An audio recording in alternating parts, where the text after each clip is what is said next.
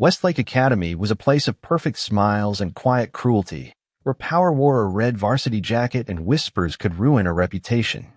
Raina Brooks tried to survive by shrinking herself, blending into marble hallways and golden silence, her long curls the only part of her she refused to hide. They were sacred, a memory of her mother, a piece of her pride. But when the school's golden boy set his sights on her, it wasn't for friendship. It was for humiliation. What began as a joke with a pair of scissors would soon awaken something no one at Westlake was ready for, especially not Jason Harlow. Hold up a second. Before we dive in, tell me this. Where in the world are you watching from today? Drop your city in the comments. This story has some serious emotional weight. You want to hear it all the way through. And if you love stories that hit deep, go ahead and subscribe. Raina Brooks moved through the hallways of Westlake Academy like a ghost. Her shoulders hunched forward, eyes down, books clutched to her chest.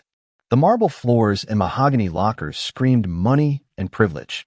Raina had the money part, but she never felt like she belonged. Just stay invisible, she whispered to herself. It was her daily mantra. Each morning began the same way.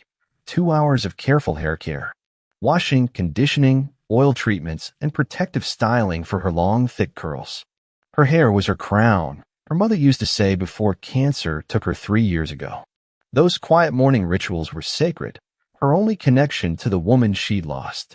Home was a sprawling mansion on the outskirts of town with more rooms than Raina could count. Security cameras watched every corner. Men in dark suits occasionally visited her father's study. Marcus Brooks was rarely home, always on business trips, but when he was, his presence filled every inch of space. Your safety is everything to me, he'd tell her, his voice gentle in a way it never was with others. After your mother, you're all I have left. Everyone thought Marcus Brooks was just a successful businessman. But Raina noticed things. The hushed phone calls, the way people in town sometimes looked at her with fear in their eyes. Her father's name opened doors that should stay closed. At school, the social hierarchy was clear as glass. At the top stood Jason Harlow, senior class president, star quarterback, and heir to the Harlow real estate fortune. His red varsity jacket parted crowds like the Red Sea. Check out Princess Puff. Jason snickered that Tuesday, the first time he really noticed Raina. She'd worn her hair in a looser style that day, feeling brave. His girlfriend Mia laughed too loudly. Seriously, what animal died on her head? Raina's cheeks burned as she ducked into the bathroom. She stared at her reflection, fingers trembling as they touched her curls. If only they knew whose daughter she really was. But that was the one thing she could never use for protection. Her father had been clear. Our business stays our business, Raina. The less people know about us, the safer you'll be. Little did Raina know that by Friday, her invisible life would shatter completely, and Jason Harlow would learn exactly whose daughter he had decided to torment. The targeting began slowly. A shoulder bump in the hallway. Snickers when she answered questions in AP biology. A cruel drawing of a girl with exaggerated hair left on her desk. You know why he suddenly focused on you, right? Whispered Zoe, the only person at Westlake who came close to being Raina's friend. Mia's jealous. She saw him looking at you yesterday. That's ridiculous, Raina said, but her stomach tightened. Attention was dangerous. Attention meant people might ask questions. In the cafeteria, Raina felt eyes following her. Jason sat at the center table, holding court like a king. Mia perched beside him, whispering in his ear while staring directly at Raina. The smirk on her face sent chills down Raina's spine. That afternoon, Raina caught fragments of conversation as she passed a group of girls. During art class, scissors, her hair. She walked faster, heart pounding. In the bathroom, she pulled out her phone, hovering over her father's name. No, she couldn't call him for every problem. He'd overreact like he always did. Last year, a teacher who gave her an unfair grade suddenly left the school. Her father had simply smiled when she told him about her improved report card. What Raina didn't notice was the dark sedan parked across from school, or the man inside watching through the windows. Marcus Brooks left nothing to chance when it came to his daughter. In art class the next day, Mrs. Diaz paired students for a portrait project. Jason and Raina, she announced, checking her list. Jason's smile stretched like a predator's. Perfect, he said, loud enough for everyone to hear. I've been wanting to fix her look. Mia giggled from the next table. You should totally give her a makeover. That hair is begging for a trim. Raina's fingers went instinctively to her curls. Something in Jason's eyes made her blood freeze. This wasn't ordinary bullying. There was a plan. She could feel it. As she walked to her car after school, a voice called out behind her. Hey, Raina. Looking forward to our project tomorrow. She turned to see Jason jogging toward her. Up close, his smile didn't reach his eyes. I've got some really creative ideas, he said, twirling an invisible pair of scissors with his fingers. Raina felt like prey being stalked. What she didn't know was that the man in the sedan had already placed a call to Marcus Brooks, reporting every word. Friday's art class arrived with a sense of doom hanging over Raina. She'd barely slept, her dreams filled with falling hair and laughter. She'd considered skipping school entirely, but that would only delay the inevitable. Mrs. Diaz was setting up still life arrangements when Raina slipped into the classroom. Jason and Mia huddled in the corner, whispering and glancing her way. Something passed between them, metal flashing in the fluorescent lights. Scissors. Mrs. Diaz clapped her hands. Everyone to your stations. You have the full period to work on your portraits. Jason sauntered over, dropping his backpack beside Raina's desk. Ready to become my masterpiece? The words dripped with malice. The clock ticked. Raina tried to focus on her sketchpad, drawing careful lines of Jason's face while he pretended to do the same. 20 minutes into class, Mrs. Diaz stepped out to help another teacher carry supplies. That's when it happened. You know, Jason said loudly, I can't really see your features with all this mess in the way. He reached into his pocket and pulled out the scissors. Raina's body froze. The classroom went silent. Let me fix your look, Jason announced, standing up and moving behind her. His fingers grabbed a thick section of her hair. No. Raina's scream tore through the silence. She tried to stand, but Jason's other hand pushed down on her shoulder. Hold still. This won't hurt much. The scissors opened beside her ear. Tears blurred Raina's vision as classmates watched, some uncomfortable, none intervening. This was more than hair. This was her mother. This was her identity. This was the last thing she had control over in her complicated life. Mrs. Diaz rushed in at the sound of Raina's scream. Jason Harlow. Put those down immediately. But the damage was done. Though no hair had been cut, something in Raina had broken. She grabbed her bag and ran from the room, sobs racking her body. In the hallway, she called the one number she'd been avoiding. Anton, she whispered to her father's driver. Please come get me. Now. In the car, Anton's eyes met hers in the rearview mirror. Should I call your father? Raina wiped her tears. No. He's in Chicago until tomorrow. What she didn't know was that Anton was already texting someone. And surveillance footage from the classroom security camera, which shouldn't have existed, was already being downloaded to a server where Marcus Brooks would see exactly what had happened to his little girl. The mansion felt especially empty that night. Raina sat in her bathroom, running her fingers through her hair again and again, making sure it was all still there. Her phone buzzed with messages from Zoe asking if she was okay. She couldn't bring herself to respond. The sound of car tires on the driveway at 2 a.m. made her freeze. Heavy footsteps crossed the marble foyer downstairs. Her father wasn't due back until tomorrow. Raina. His voice carried up the stairs. She found him in his study, still in his travel suit, looking somehow larger and more dangerous than she remembered. Marcus Brooks was a handsome man with the same deep brown eyes as his daughter. But tonight, those eyes held something cold. You're supposed to be in Chicago, she said. I came home early. He opened his arms, and she fell into them, suddenly feeling 6 years old again. Tell me what happened. The story spilled out between sobs. When she finished, her father's face had changed. The warmth was gone, replaced by something that made Raina shiver. Daddy, please. Don't do anything. I just want to forget about it. His smile didn't reach his eyes. Of course, sweetheart. These things happen in high school. Kids can be cruel. But as he spoke, his fingers tapped a rhythm on his desk. A nervous habit Raina knew meant he was thinking deeply. Promise me you won't get involved, she pressed. I promise I'll handle this appropriately. The words were careful, measured. Now you should get some sleep. After she left, Marcus opened his laptop. Security footage appeared, footage from inside the school. The scene played out in high definition, Jason with the scissors, Raina's terror, the frozen classmates. Marcus's knuckles turned white. He picked up his phone. Find me everything on Jason Harlow and his family. Everything. The voice on the other end was respectful, fearful. Already done, sir. His father, Robert Harlow, owns half the real estate downtown. His mother is on the school board. Jason has acceptances to 3 Ivy League schools. The family has a vacation home in Aspen and criminal record. Debts. Secrets. Nothing substantial yet, sir. But we'll dig deeper. Marcus ended the call and stared at the frozen image of his daughter's face, tear-streaked, humiliated. Appropriate, he whispered to himself. What's appropriate for someone who touches what's mine?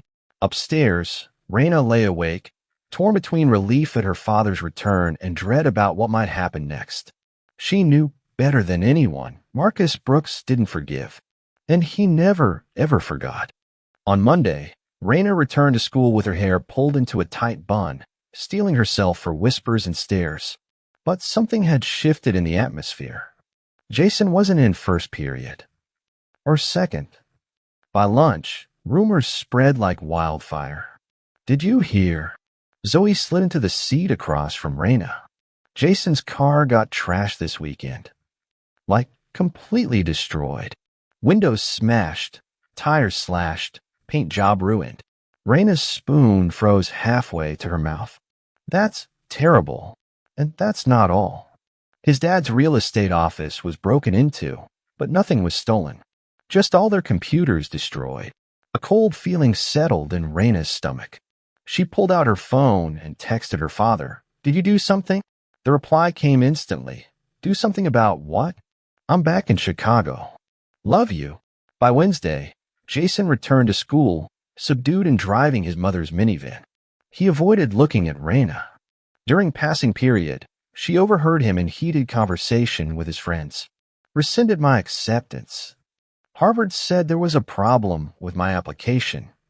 Yale and Princeton too, all on the same day. That makes no sense, someone replied. Your dad's a legacy at Harvard. Tell me about it. Dad's freaking out, calling everyone he knows. Raina hurried past, her heart racing. This couldn't be coincidence. Her father had promised not to get involved, but these were exactly his tactics. Systematic destruction of everything someone valued. After school, a voice called out to her in the parking lot. Brooks. She turned to find Jason storming toward her, face twisted with anger. Students gathered, sensing drama. What did you do? He shouted, stopping inches from her. What did your family do to me? Raina stepped back. I don't know what you're talking about. Bullshit. His finger jabbed the air between them. Everything falls apart the moment after you run crying to Daddy. Everyone knows what your father really does. The crowd grew silent. This was the thing never spoken aloud. You don't know anything about my father, Raina said, her voice stronger than she felt. He's a criminal. A thug in an expensive suit. Jason's voice cracked with desperation. My dad says the Brooks family has blood money.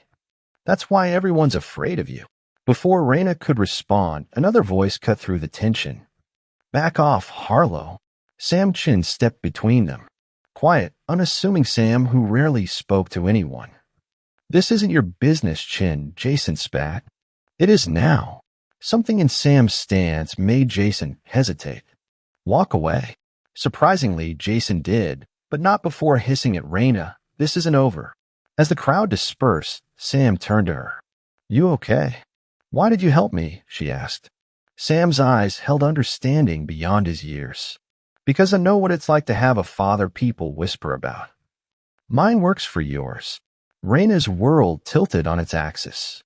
Her carefully separated lives were colliding, and she had no idea how to stop what was coming next. The Harlow family's troubles multiplied like a virus. Their vacation home in Aspen entered foreclosure. The IRS announced an audit of Harlow real estate. Robert Harlow's business partners suddenly backed out of deals. Raina couldn't sleep. This was her fault. Her father had weaponized his power, all because someone had threatened to cut her hair. The punishment wildly exceeded the crime. That night, she confronted Marcus in his study.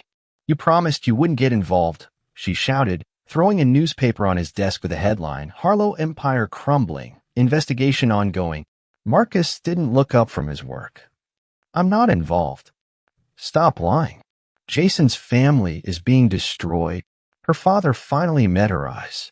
"Actions have consequences, Raina.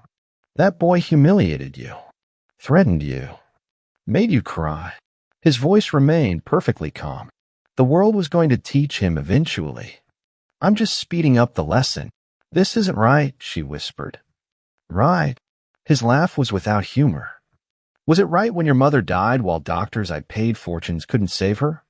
Was it right when you cried yourself to sleep for months? Life isn't about right, Raina. It's about power. Who has it? How they use it." He stood, towering over her. The Harlows had power. They raised a son who abused it. Now they're learning what happens when they cross someone with more power than they have. "You're ruining their lives over a stupid prank." "No, I'm teaching you something important." His eyes softened slightly. "You are a Brooks. My daughter. That means something. Never let anyone make you feel small.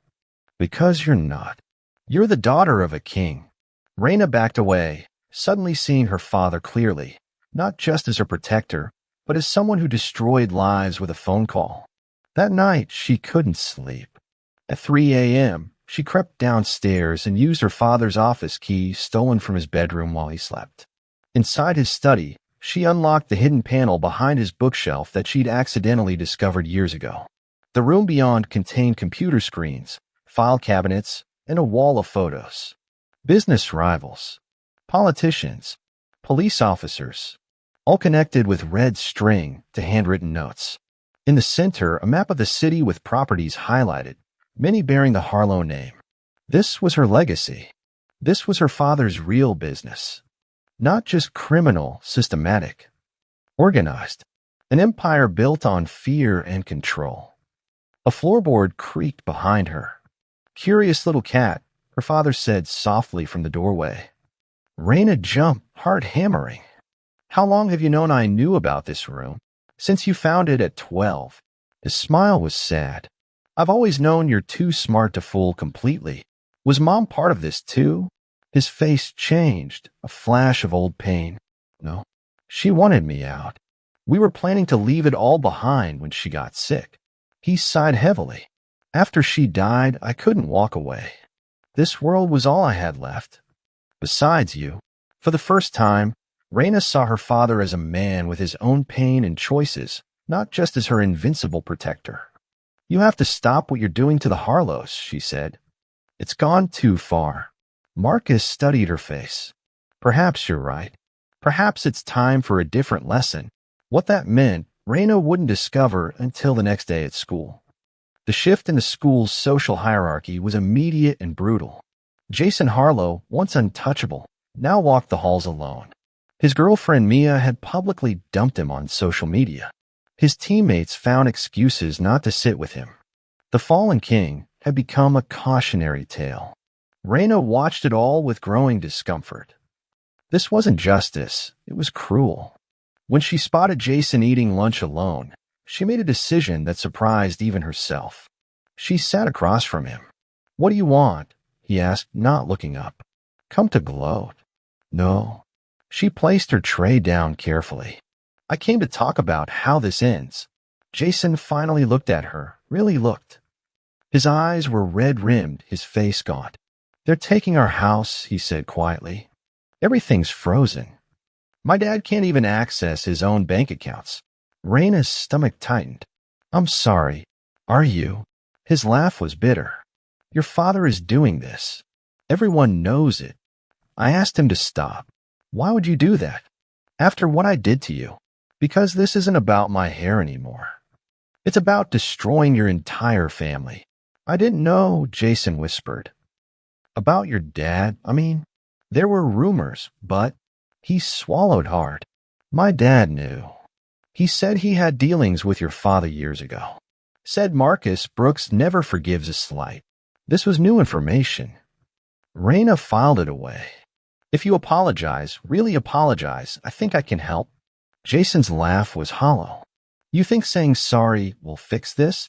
Not just to me. To everyone you've hurt. Publicly.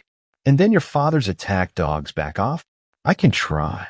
After school, Sam Chen appeared beside her locker. Interesting lunch choice today, he said. Were you watching me? I watch everyone. Habit from growing up in our world. He leaned closer. Your father's people are still watching the school. They saw you with Harlow. Good, Raina said firmly. Then they'll report that I'm handling this my way. Sam studied her face. You're nothing like what I expected. What does that mean? Marcus Brooks's daughter. I expected someone harder. Sorry to disappoint. It's not disappointment. His smile was unexpected and warm. It's admiration. You're trying to fix something most people in our position would enjoy watching burn. Raina felt a strange connection with Sam, someone who understood the complicated reality of her life. How do you deal with it? She asked. Knowing what our fathers do? By remembering we're not them. He hesitated. Want to grab coffee sometime? Talk about normal teenage stuff like which colleges won't look too closely at our family to businesses. For the first time in weeks, Raina laughed genuinely. That night, she approached her father with determination. I need to talk to you about the Harlows and about what happened between you and Robert Harlow years ago. Marcus's surprised expression confirmed Jason's story. There was history here, deeper than a schoolyard bullying incident. The pieces were finally coming together. The seaside cliff restaurant overlooked the ocean, its private rooms perfect for conversations that shouldn't be overheard. Marcus Brooks sat at one end of the table, Robert Harlow at the other. Raina and Jason occupied the middle, witnesses to a summit neither had expected. This is highly irregular, Robert Harlow said, his once confident voice now strained. He looked older than his years, broken by weeks of systematic destruction. My daughter insisted, Marcus replied smoothly. She believes there's a solution that doesn't end with your family completely ruined. Raina watched the men carefully. The tension between them crackled with old grudges. You two have history, she said. It wasn't a question. Robert's laugh was bitter. You could say that. 10 years ago, your father and I were business partners. Until you tried to have me killed, Marcus added casually, as if discussing the weather. Jason's head snapped up, eyes wide with shock. It wasn't like that. Robert protested. It was a misunderstanding. 3 men with guns in my home was a misunderstanding? Marcus's voice remained calm, but his eyes hardened. With my wife and 7-year-old daughter upstairs, Raina felt the floor shift beneath her. She had no memory of this incident. Is that why Mom wanted you to leave the business? She asked her father. A flash of surprise crossed Marcus's face. Yes. After that night, she gave me an ultimatum. But then she got sick, and everything changed. Robert looked between them. I never knew Elena was ill. I'm sorry, Marcus. Truly. Something passed between the men, a moment of shared humanity. We're here because our children are paid for our mistakes, Marcus said finally. My Raina was humiliated because your son is cruel. My response was excessive. Let's be clear, Robert leaned forward. You've destroyed everything I built. Not everything, Marcus corrected. Not yet. Raina took a deep breath. Here's what's going to happen. Jason will publicly apologize for what he did. Dad, you'll call off whatever's happening with the IRS and the banks. And the college acceptances. Jason asked quietly. Marcus smiled thinly. Those you'll have to earn back yourself. Consider it a life lesson about consequences. That's not fair. Robert protested. Fair. Marcus laughed. 10 years ago, I would have killed you for what you did. Instead, I'm sitting here negotiating with you because my daughter believes in second chances. Don't talk to me about fair. There's one more condition, Raina added, surprising everyone. I want assurances that both of you will leave the next generation out of your conflicts. Our lives are our own. The men stared at her, this young woman suddenly negotiating like a seasoned diplomat. Marcus's laugh broke the tension. You see that, Robert? That's my daughter. Smarter than both of us. As they left the restaurant, Raina realized something had fundamentally changed. She'd stepped into her power, not her father's dark version, but something uniquely her own. Outside, Sam waited by his car. Everything okay? He asked, his eyes concerned. Raina smiled, feeling lighter than she had in months. Not yet, but it will be. The school assembly fell silent as Jason Harlow walked to the microphone. Gone was the arrogant swagger, replaced by genuine humility. I want to apologize, he began, voice steady despite his obvious discomfort. To Raina Brooks, and to everyone else I've hurt with my behavior. He described the scissors incident in detail, not sparing himself. I thought being popular meant having power over others. I was wrong. Real strength isn't about tearing people down. It's about owning your mistakes and doing better. In the audience, Raina sat beside Sam, watching her former tormentor transform before everyone's eyes. Mia and her friends shifted uncomfortably, recognizing their own complicity. Afterward, in the hallway, Jason approached Raina. Thank you, he said simply. Your father could have destroyed my family completely. You stopped yourself when you chose to apologize sincerely, she replied. Still friends with the enemy? Sam teased, appearing beside them. Not enemies anymore, Raina said. Just people figuring things out. Life settled into a new normal. The Harlow family businesses slowly recovered. Jason worked twice as hard his first semester at community college, eventually earning a transfer to a state university. At home, Raina and her father reached a new understanding. I'm proud of you, Marcus told her one evening. You found a solution I couldn't see, because you were too busy planning revenge. His smile was rueful. It's what I know. But you. He touched her cheek gently. You're better than that. Better than me. I still don't approve of what you do, she said carefully. I know. And that integrity is your mother in you. He sighed. I can't change overnight, Raina. This world is what kept me sane after losing her. But I can promise you this. Your life is yours to shape. Whatever you decide to do with the Brooks name, I'll support it. On the first day of the new semester, Raina made a decision. She wore her hair completely natural, a full glorious crown of curls that bounced with each step. As she walked through the hallways, she held her head high. Students whispered as she passed, but the whispers were different now. Not about fear or her father's reputation, but about the girl who had shown both power and mercy. Sam fell into step beside her. Ready for AP Physics? Born ready, she smiled, taking his hand. In the courtyard, she passed Jason, who gave her a respectful nod. Mia watched from a distance, her queen bee status diminished by association with cruelty. The social hierarchy had been completely rewritten, not by violence or revenge, but by truth and consequences.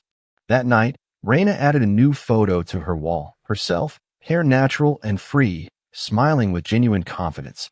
Beside it lay a college application to law school and a notebook filled with ideas for a community legal aid center, one that might someday help families affected by the very world her father inhabited. Marcus Brooks might be king of the Underworld, but Raina had found her own kingdom, one built on compassion rather than fear. And in this world, her crown of curls would never again be threatened.